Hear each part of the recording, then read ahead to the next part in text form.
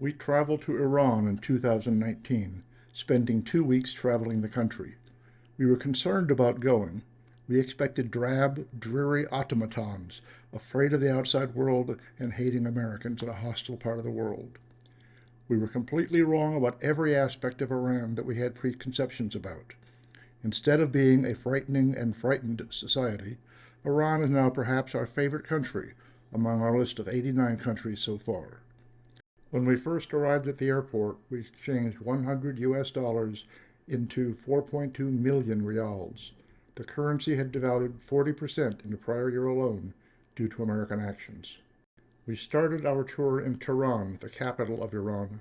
When we arrived at our hotel in Tehran, there was a street festival going on just outside. I told our Iranian guide/keeper that I wanted to photograph it. She replied that she was required to come with me, but then I did not see her again for an hour. When I was ready to go back to the hotel, she was right there at my side. I said I thought she had to be with me the whole time. She told me she was always had me in sight and would have come over if a policeman had approached me. She knew that Americans did not like to be shadowed, though, so stayed out of sight until I was ready to return to the hotel. The Azadi Tower, or Freedom Tower, was built by the last Shah of Iran to mark 2,500 years of the Persian Empire and was completed in 1971. Of course, the Shah was deposed a few years later in 1979. While I was photographing this one night, an old man of at least 80 years old asked why I was photographing it. I said that it was beautiful and I wanted to show my friends back home. He replied, "It's just a building."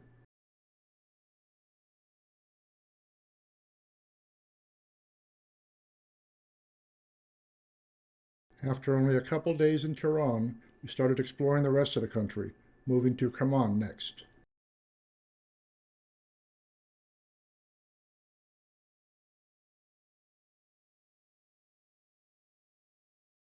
The people throughout the country were universally friendly towards us. I spoke to maybe 50 individual Iranians during this 2 weeks. The conversation always started the same. "Where are you from?" I answered, "America." About half the Iranians would then say, "No, Americans cannot come here. Where are you really from?"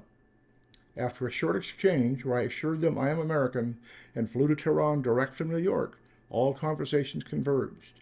The next comment was always a "Welcome! I love Americans!" with arms thrown wide and loud enough for anybody in the vicinity to hear.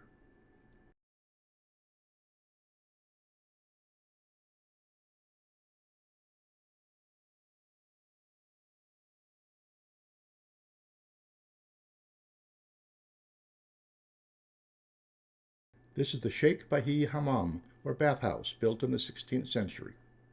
Here is a typical architecture for a mosque built in the 17th century. These men were just sitting on a bench watching the world go by. They smiled and welcomed us to photograph them.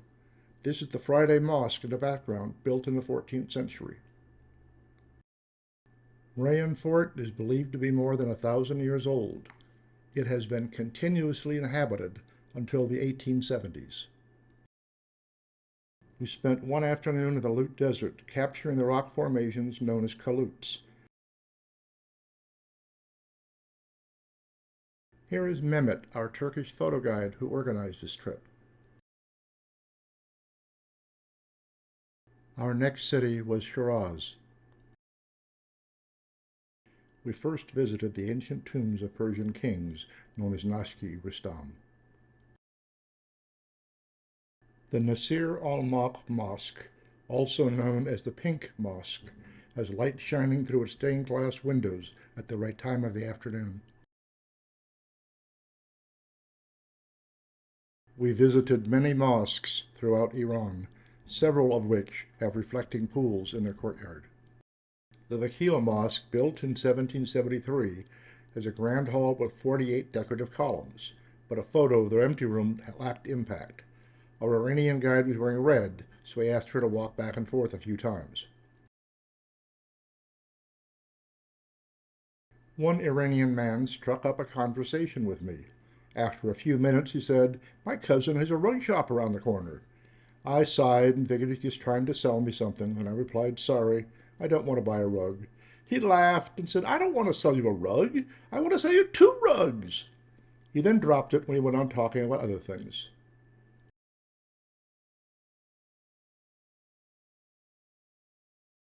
We spent a day at the ruins of the ancient Persian city of Persepolis. This was the capital of the Achaemenid Empire from 550 BC to 330 BC. The elaborate figures carved into stone walls are still in excellent shape 2,400 years later. We visited an Iranian nomadic family from the people known as Qashqai in the mountains. The man is making tea over an open fire, while his wife sits in a tent smoking a hookah with tobacco. Her brother joined us for the meal and then played the flute for us. Our Iranian guide acted as translator here because these people are isolated and do not speak English. Some mosques also act as mausoleums. The great prophets are buried in tombs here where the faithful come to pray. Kashan itself had the normal range of mosques, including the sampling shown here. I don't normally photograph my food, but this meal had to be an exception. It had 30 items of sampler portions, and as much as I wanted, I could not manage to try them all. Next stop, Yazd in the desert. In the intense heat of the desert, air conditioning is a requirement. The Persians invented passive air conditioning 3,000 years ago, and Yazd has some of the best examples of historic homes still using this architecture. Above the living space is a tower with vents on all sides to catch the wind from whichever direction it comes. The wind is directed down to the bottom floor where a pool of water sits. The wind is then directed outwards from the pool where it has picked up moisture and cooled down. We made a side trip to a gym to watch local men exercise the traditional way, called zirkana. It is a traditional Iranian system of athletics originally used to train warriors.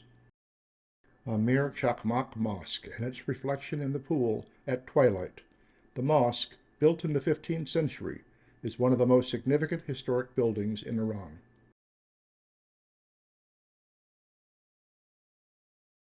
We visited the remains of the Zarathustra temples and settlement. This village was estimated to be built in the Bronze and Iron Ages, from 1200 BC to 600 BC. This Iranian family, on vacation themselves, waved as they passed us. Next stop, Esfahan.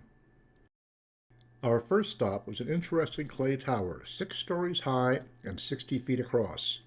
Inside were more than 10,000 slots. If the guide had not explained this building, I would have never have guessed its purpose. This is a pigeon tower, designed to attract pigeons to the roost. Thousands of these were built in the 16th and 17th century. The droppings from the pigeons were collected daily and used as fertilizer.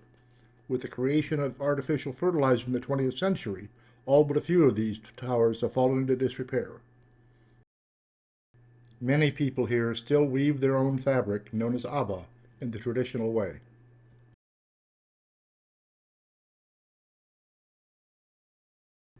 As we wandered through a city park, we found many people, mostly retired, relaxing, enjoying friends, and watching others passing. All were friendly to us and welcomed our cameras.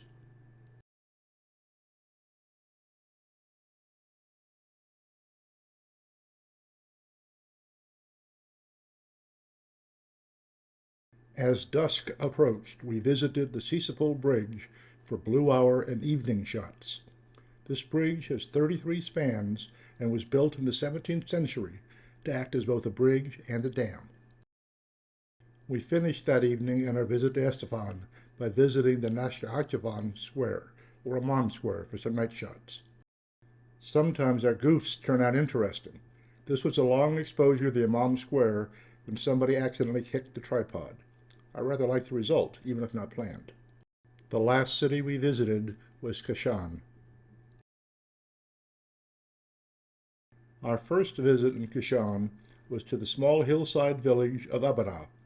There were no monuments or massive temples here, rather just an ancient village sitting on a hillside, still used and filled with numerous friendly faces as we wandered the small stone steps with our cameras.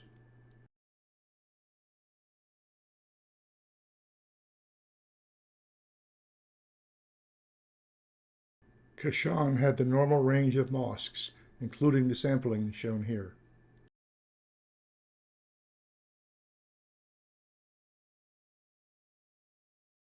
Our last stop in Iran was in a neighboring city of Qom to visit the Lady Mazuma Holy Shrine. Tourists are usually not allowed into the shrine, and cameras are forbidden entirely. Our Iranian guide made some arrangements, though, and the head imam came out personally to greet us and give us a tour. He spoke impeccable, cultured English and told us that he felt American tourists were his best ambassadors because we could return and tell our friends that Iran is not the way the American press would have us believe. He then told us we could not use our big cameras, but if we were discreet, we could use our phone cameras.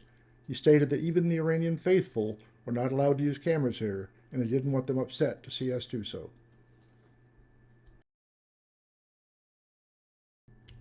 That wraps up this photo slideshow. We went into Iran with a long list of negative preconceptions. We left with an entirely different and very positive view of the Iranian people. As the man in Tehran said, Americans are good. Iranians are good. Why won't the government leave us alone?